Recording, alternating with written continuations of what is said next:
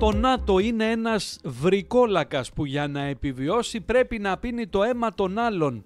Με αυτή τη συγκλονιστική φράση, ο Βούλγαρος Ευρωβουλευτής Πέταρ Βόλγκιν τάραξε και πάλι τα νερά του Ευρωπαϊκού Κοινοβουλίου, καταγγέλλοντας τη μανιακή επεκτατικότητα της Βορειοατλαντικής Συμμαχίας, για την οποία έκανε λόγο. Σε μια εποχή που η λογική της στρατιωτικοποίησης επικρατεί παντού και οι λαοί καλούνται να θυσιάσουν υγεία, παιδιά και κοινωνική μέριμνα για να εξοπλίσουν πολεμικές βιομηχανίες, για πολλούς η φωνή του Βόλγκιν έρχεται ως καμπάνα αφύπνισης.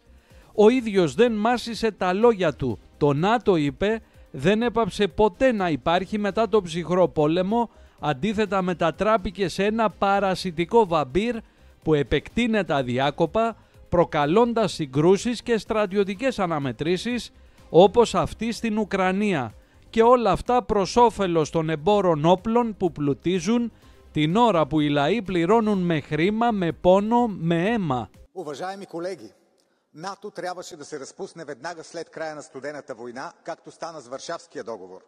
Ако това се беше случило, днес нямаше да има нито война в Украйна, нито риск от Трета световна война. Обаче вместо да прекрати съществуването си, НАТО се превърна в вампир, който за да живее трябваше да пие кръвта на други, т.е. да се разширява с нови държави. Именно заради този маниакален стремеж към разширяване на Северноатлантическия пакт избухна войната в Украйна. А най-големите печеливши, както от войната, така и от продължаващото съществуване на тази организация вампир, са големите производители на оръжие. Днес ни казват, че всяка държава членка трябва да отделя по 5% от своя БВП за отбрана. Утре сигурно ще увеличат процентите на 10, нали така? Вместо за образование и здравеопазване, огромни суми ще отиват за оръжие. Така хем ще ставаме по-бедни, хем опасността от глобална война ще нараства. Колкото повече НАТО се въоръжава и разширява, толкова по-зловещо ще надвисва над света облака на ядрената гибел. Благодаря.